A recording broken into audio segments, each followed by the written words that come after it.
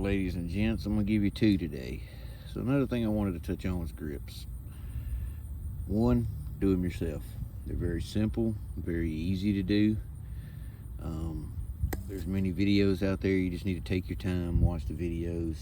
But I mean, if you can read and write, you can do it. You can put a grip on a golf club. The ones I wanted to look at today were the Align, which I decided to go to because they do have the line down the back. You kind of feel it in your fingers. It's not super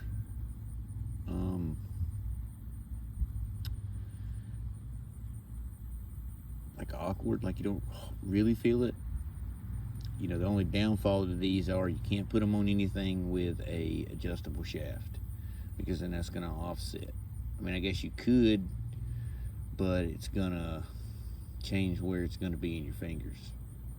You know, if you're one of those that buys a driver, sets it to a certain setting and leaves it there forever, then yeah, I would set the driver to where you want it and then put the grip on.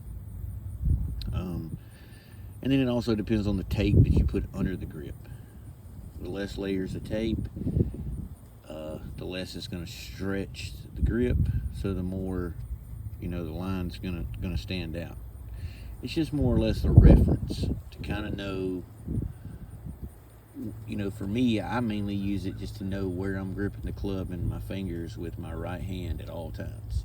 Like I know, bam, I'm where it needs to be. There's not a lot of not a lot of second guessing. And mind you, I recently got back into golf. Played when I was a teenager, got out of it, joined the military, got back in it. Got out of it again, just recently got back in it because the guy I work with. And it's definitely an addictive sport, but also very expensive. I do think it's very expensive for no reason, other than people pay the prices. So manufacturers look at it like, well, why not? Screw it. I think I did all 13, or no, I did everything from fairway wood to pitching wedge. My fairway wood is not adjustable, so, and I rarely hit my pitching wedge, with an open face. So, I went with just regular golf pride grip for my wedges because you're going to open the face, do all sorts of things. So I didn't want to do that. And I would say yes, it's definitely helped me on my game. Just as a reference, just easily looking at this club and being able to grip it consistently every time I pick it up. Something I'm figuring out as I'm older is golf's all in the mind. It's a mind game. Practice when you're practicing, play when you're playing. And what I mean by that is, practice your grips, where you hold the club, whether it's these grips, whatever. And then when you go to play around the golf, just play.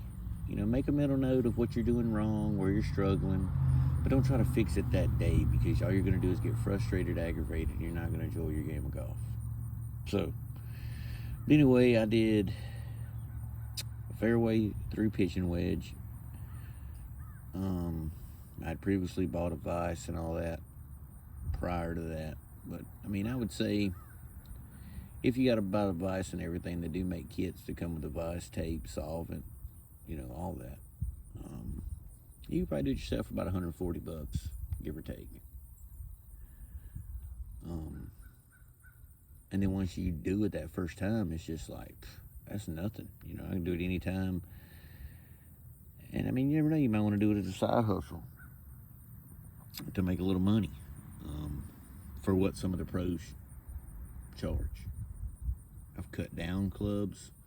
No, I haven't gotten into the reshafting and all that yet. Maybe eventually at some point, But I think the average golfer is just not able to afford what it costs to go to a pro shopping and pay $200-300 for grips and this, that, and the other. So yeah, I just wanted to do this video on these because when I first got these clubs, I went with the Wintec style, like old school wrap looking grip, and within 2 rounds, they were ate up, starting to rub off, wear, you know. So me, I was like, you know, let me go look, let me find something that's better. And I found these, and I'm gonna tell you what I did. I bought one to begin with, and I just tried it out. You know, I will say I am a Golf Pride guru. I love them. I think they're high quality. I think they stand on what they represent, and they've been around forever. You know, I like the regular corded, which is what I went with on my driver, which looks about like this one, but it's all gray and it don't have a line on it. So I got one, throwed it on my 7-iron, and I tried it.